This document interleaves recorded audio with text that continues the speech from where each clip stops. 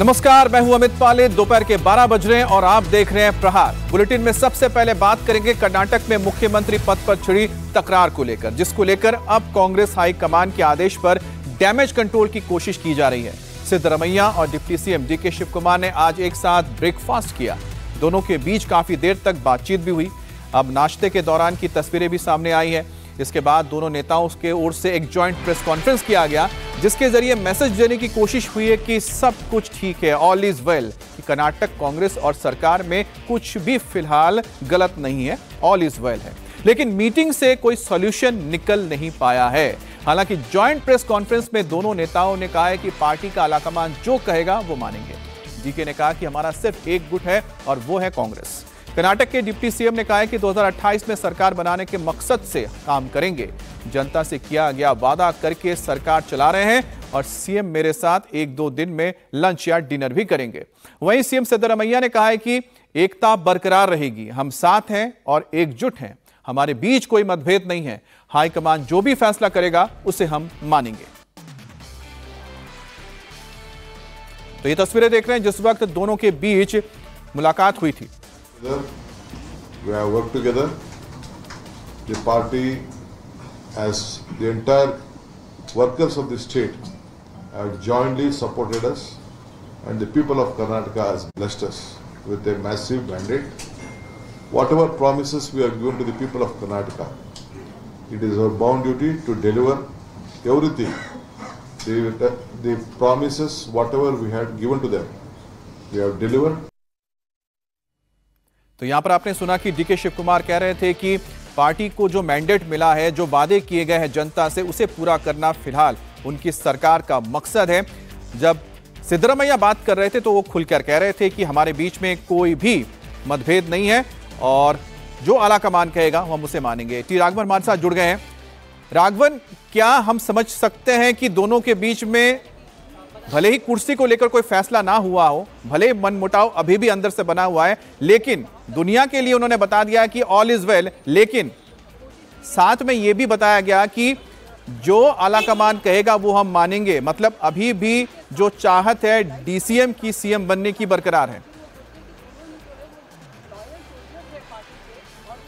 जी बिल्कुल, उसमें कोई दो राय नहीं है। और साथ में ये भी कि आज की जो मीटिंग थी वो सिर्फ इस बात को पब्लिकली अनाउंस करने की थी कि उन दोनों के बीच में कोई मतभेद नहीं है, दोनों एकजुट हैं, एक साथ हैं और साथ में मिलकर काम करेंगे। लेकिन जिस तरह की बातें वहां पर कही गई, आपको बताएं, जो सोर्सेस हमें बता रहे हैं कि इसमें बहुत साफ साफ इंस्ट्रक्शंस हाईकमान से भी थे कि 8 दिसंबर से असेंबली का शीतकालीन सत्र शुरू हो रहा है। उससे पहले ऐसी जो ऊहापोह की स्थिति है वो बहुत ज्यादा कमजोर कर सकती है पार्टी को असेंबली के अंदर और पब्लिक के जो परसेप्शन है उसमें। इसी वजह से अभी फिलहाल ये कहा गया है कि असेंबली तक दोनों को चुप रहना है, एक साथ काम करना है और जो नो कॉन्फिडेंस मोशन लाने की बात विपक्ष की तरफ से कही जा रही है उसकी स्ट्रैटेजी बना रही है और किस तरह से उसको डिफीट करना है, इस पर अब चर्चा हो। असेंबली के बाद हो सकता है कि दोनों नेताओं को दिल्ली बुलाया जाए। पहले ये कहा जा रहा था कि आज दोपहर में डीसीएम दिल्ली जा सकते हैं। हालांकि उस वक्त उनकी टीम की तरफ से कहा गया था कि वो मेकेडाटू और जो दूसरे प्रोजेक्ट्स हैं कर्नाटका को जो फंड्स आने हैं उसको लेकर एमपी से बात करने के लिए जा सकते हैं। लेकिन अब वो भी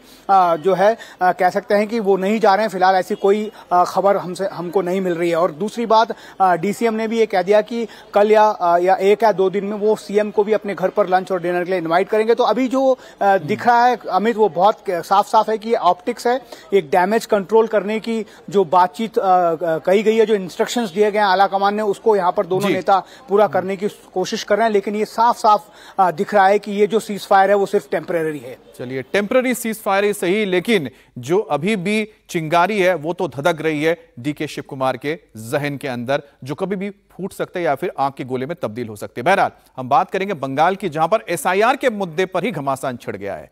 टीएमसी डेलीगेशन ने एसआईआर और बेलियोस की मौत को लेकर चुनाव आयोग से मुलाकात की। अब चुनाव आयोग ने टीएमसी के हर सवाल का जवाब भी दिया। चुनाव आयोग ने तृणमूल कांग्रेस की तरफ से लगाए गए सारे आरोपों को बेबुनियाद करार दे दिया है। कमीशन ने तृणमूल कांग्रेस के डेलीगेशन से कहा है कि वो अपनी आपत्तियां 9 दिसंबर तक दर्ज करवाएं, क्योंकि तब तक इलेक्टोरल रोल का पहला ड्राफ्ट तैयार हो जाएगा। ड्राफ्ट देखने के बाद ही वो इसमें फैक्चुअल गलतियां बताएंगे। इसके साथ ही इलेक्शन कमीशन ने 2 टूक शब्दों में कहा है कि बीएलओज, ईआरओज और डीओज को धमकाना बंद कर दीजिए। एसआईआर की प्रक्रिया में दखल देने की कोशिश बिल्कुल ना की जाए। एसआईआर की प्रक्रिया से जुड़े लोगों को बिना डरे काम करने दें। चुनाव आयोग ने कहा है कि पश्चिम बंगाल के मुख्य चुनाव अधिकारी के ऑफिस की सिक्योरिटी ब्रीच की गई। आयोग ने कोलकाता के पुलिस कमिश्नर को निर्देश दिए हैं कि मुख्य चुनाव अधिकारी का ऑफिस सुरक्षित जगह शिफ्ट करें और चुनाव ड्यूटी से जुड़े अधिकारियों को भी सिक्योरिटी दी जाए।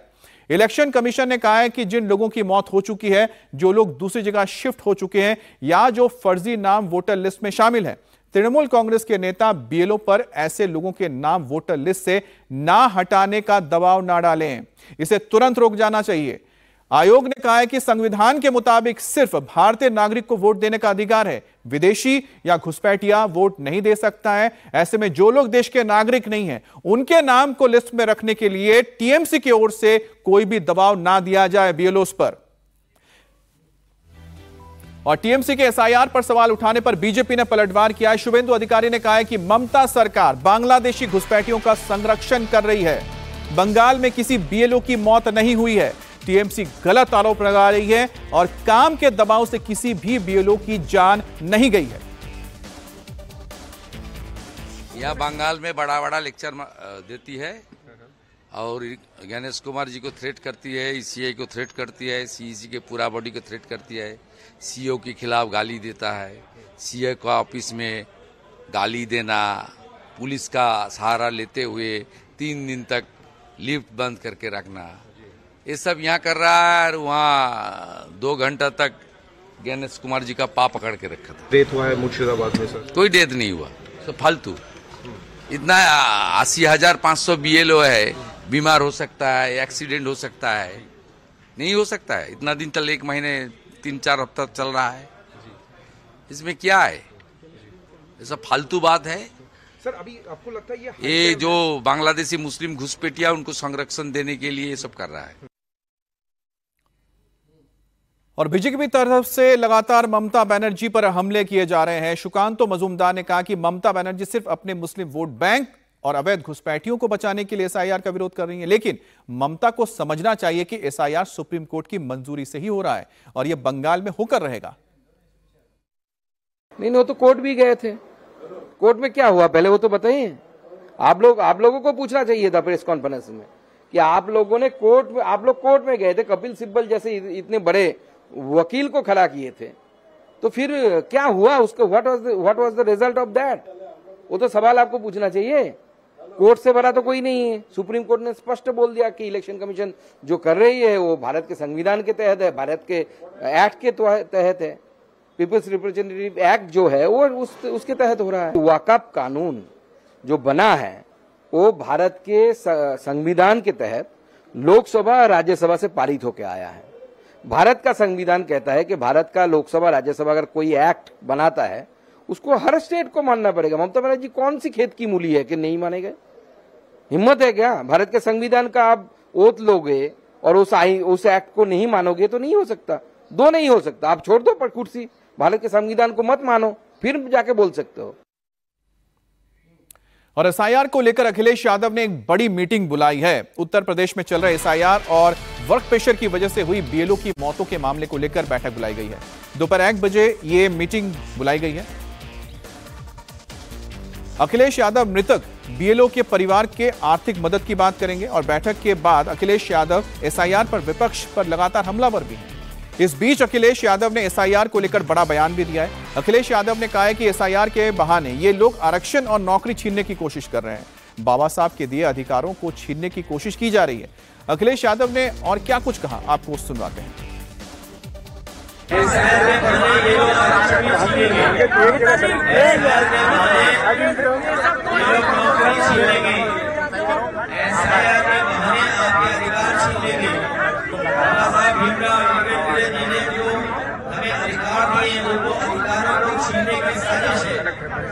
दलित भाई है, पिछड़े हैं, अल्पसंख्यक है, आदिवासी भाई हैं, उनको बाबा साहब भीमराव अम्बेडकर छीनने की तैयारी है।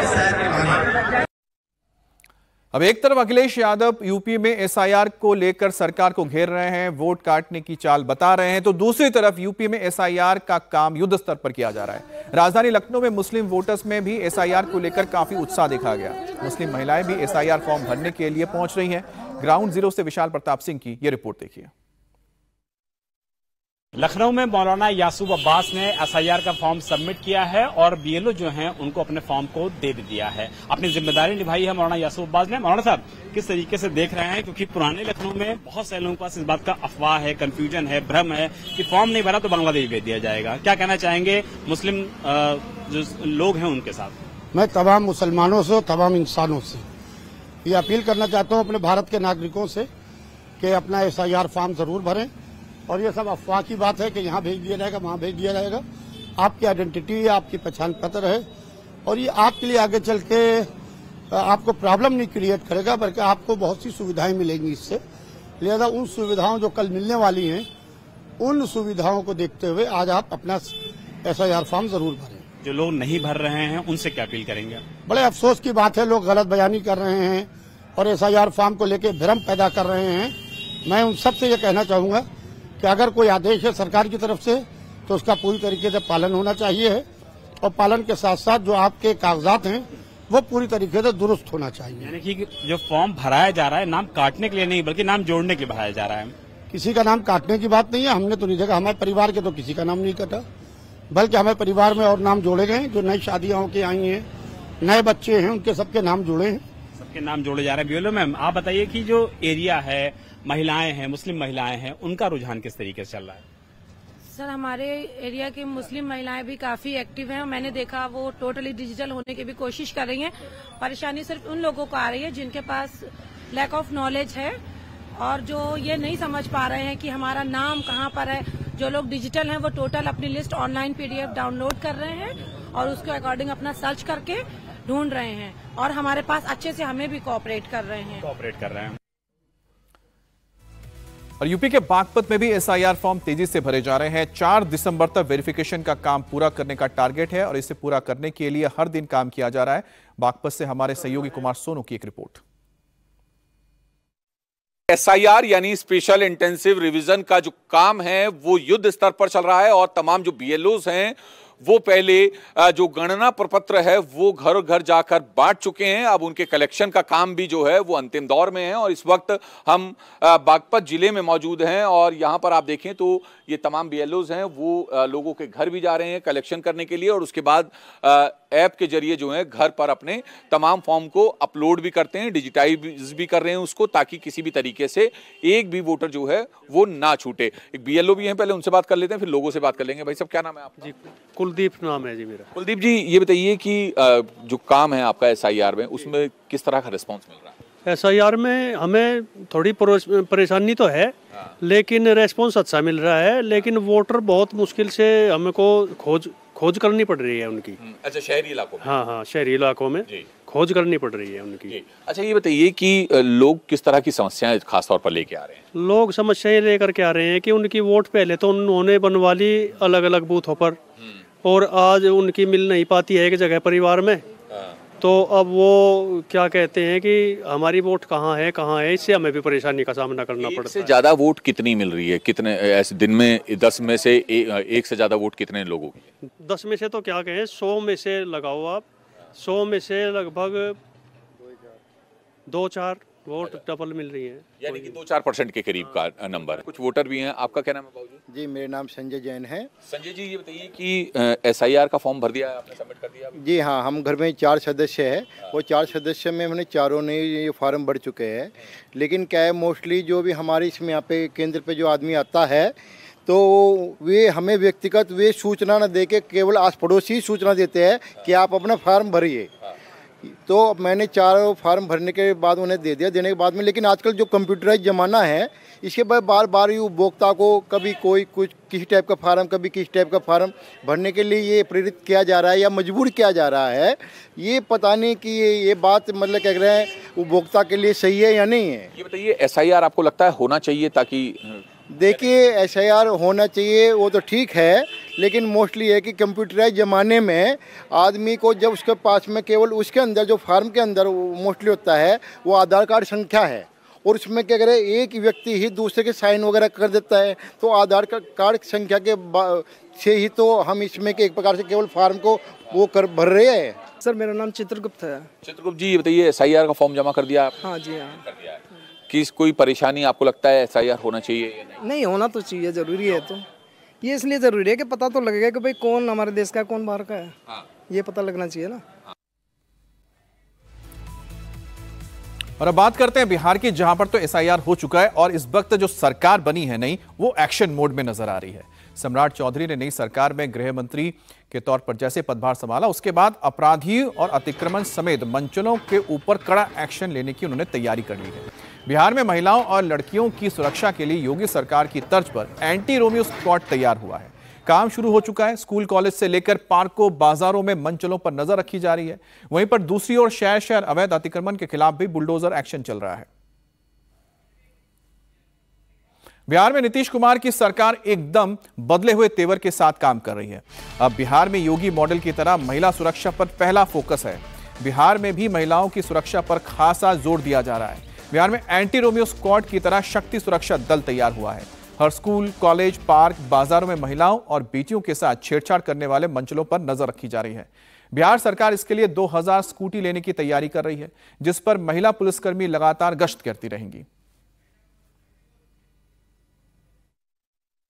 में इम्पोर्टेंट स्कूल्स हैं, कॉलेजेस हैं, वहां पर हम लोग करीब 2000 स्कूटी खरीदने जा रहे हैं। इसी वर्ष खरीदा जाएगा और उस पर हमारी जो महिला पुलिस पदाधिकारी, महिला पुलिसकर्मी है, वो स्कूल जाने के समय और स्कूल में छुट्टी होने के समय वहां पर गश्ती करेंगी और किसी भी प्रकार के अवांछित हरकतों में शामिल जो व्यक्ति होंगे उन पर कड़ी कार्रवाई करेगी, कानूनी कार्रवाई करेगी।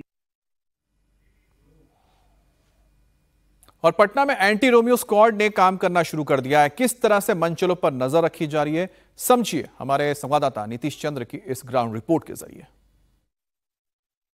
बिहार में एनडीए की नई सरकार बनने के बाद जहां एक तरफ बुलडोजर एक्शन शुरू हो गया है, माफियाओं पर नकेल कसने की तैयारी हो रही है, तो दूसरी तरफ मजनुओं से निपटने को लेकर भी प्लान किया जा रहा है।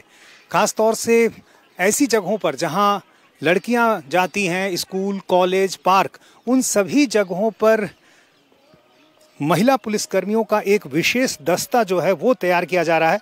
ये पटना का एक पार्क है और यहाँ भी चूंकि काफ़ी लोग यहाँ पर आते हैं, लड़कियाँ भी आती हैं, तो ऐसी स्थिति में आप देखिए जो आपको महिला पुलिसकर्मी नज़र आ रही हैं, ये पूरे पार्क में घूम कर देख रही हैं कि किसी लड़की के साथ कोई छेड़खानी तो नहीं हो रही है, कोई लड़की परेशान तो नहीं है, और इसलिए एंटी रोमियो स्क्वाड की तर्ज पर एक विशेष महिला दस्ता जो है वो तैयार किया गया है। और एक खास मोबाइल नंबर है, इसके अलावा कुछ ऐसी गाड़ियां हैं जो अलग अलग इलाकों में मूव कर रही हैं और ऐसे लोगों पर जो लड़कियों के साथ छेड़खानी करते हैं उन पर सख्त नज़र रखी जा रही है। और करीब 2000 स्कूटी खास तौर से महिला पुलिसकर्मियों के लिए भी मंगवाया जा रहा है ताकि वो ऐसे इलाकों में मूव करें और स्कूटी के जरिए अलग अलग इलाकों में जाकर उन लड़कियों से संपर्क करें। यदि उनको कोई परेशानी है तो फिर ऐसे मजनुओं के खिलाफ जो है सख्त कार्रवाई की जाए। और मंचलों पर कार्रवाई के लिए पटना पुलिस को नई गाड़ियां भी मिली है, जिस पर शक्ति सुरक्षा दल लिखा हुआ है। ये गाड़ियां बाजार, पार्क, स्कूल, कॉलेज के बाहर गश्त करती रहेंगी। मेरे ठीक पीछे जो आप गाड़ी देख रहे हैं, यही वो गाड़ी है जिससे मजनुओं पर नजर रखी जा रही है। यहाँ देखिए, इस गाड़ी पे लिखा हुआ है पटना पुलिस की विशेष पहल शक्ति सुरक्षा दल, शहरी क्षेत्र में छात्राओं की सुरक्षा हेतु। और इस तरह से टीम 1 है, टीम 2 है, मोबाइल नंबर भी लिखा हुआ है कि पश्चिमी क्षेत्र का नंबर क्या होगा, पूर्वी क्षेत्र का नंबर क्या होगा। और इस गाड़ी के साथ पुलिसकर्मियों की एक पूरी टीम है। आप देखें यहाँ जो तमाम आपको पुलिसकर्मी नज़र आ रही हैं, ये अलग अलग इलाकों में जाती हैं और ख़ासतौर से जहाँ लड़कियाँ ज़्यादा संख्या में होती हैं, गर्ल्स स्कूल हो, कॉलेज हो, पार्क हो, या फिर ऐसी जगह जहाँ ज़्यादा संख्या में भीड़ होती है, वहाँ मजनुओं पर नज़र रखने के लिए एक खास तौर पर टीम बनाई गई है। एंटी रोमियो स्क्वाड की तर्ज पर एक महिला पुलिसकर्मियों का एक खास दल बनाया गया है और इन महिला पुलिसकर्मियों को 2000 स्कूटी देने की तैयारी की जा रही है ताकि अलग अलग इलाकों में जो महिला कांस्टेबल्स हैं वो घूमती रहें और किसी भी लड़की के साथ यदि कोई छेड़खानी करता है तो ऐसी स्थिति में तुरंत कार्रवाई की जाए।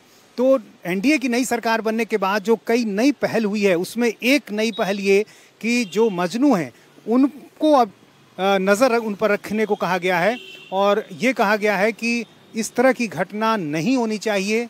और हर हाल में यदि ऐसी घटना होती है तो कार्रवाई की जाएगी। इस बीच बिहार में अतिक्रमण के खिलाफ भी जबरदस्त एक्शन देखने को मिल रहा है। शहर शहर अवैध कब्जों के खिलाफ कार्रवाई हो रही है। मुजफ्फरपुर में बुलडोजर के जरिए अवैध दुकानों, सीढ़ियों और अस्थायी ढांचों को ध्वस्त किया गया। साथ ही भीड़भाड़ वाले बाजारों में सड़क पर पार्क की गई बाइक, स्कूटी को पुलिस ने जब्त कर लिया। नोटिस के बावजूद जिन लोगों ने अपने अवैध निर्माण नहीं हटाए हैं, उनके खिलाफ बुलडोजर एक्शन चल रहा है। इस दौरान कई दुकानों और निर्माण को ध्वस्त कर दिया गया। डिप्टी सीएम सम्राट चौधरी ने गृह मंत्रालय का जिम्मा संभालने के बाद पटना समेत कई जिलों से बुलडोजर एक्शन की तस्वीर निकलकर सामने आई है। पटना समेत अलग अलग जिलों में प्रशासन अतिक्रमण के खिलाफ रोज बुलडोजर लेकर सड़कों पर उतरता है। इस शहर में जाम की लगातार शिकायतें मिल रही थी। इसके लिए वरीय पदाधिकारियों को द्वारा कई बैठकें आयोजित की गई और निर्देश दिए जा रहे हैं। उसी क्रम में हम लोग शहर में लगातार अतिक्रमणकारियों के खिलाफ एवं अवैध रूप से जो पार्किंग किए हैं उनके खिलाफ हम लोग कार्रवाई कर रहे हैं।